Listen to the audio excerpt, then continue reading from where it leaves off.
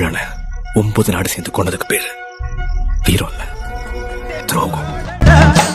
ஒரு வாழேண்டடா எங்கைகளோ இனி தூங்காதடா, விழியோ கனராய் இனி மாறிடுமோ, வழியோ புதிதாய் உருவாகிடுமோ, பொன்முதயம் கண்டிடவே உதிரம் முழுதும் உதிரும் வரையில் போராடடா.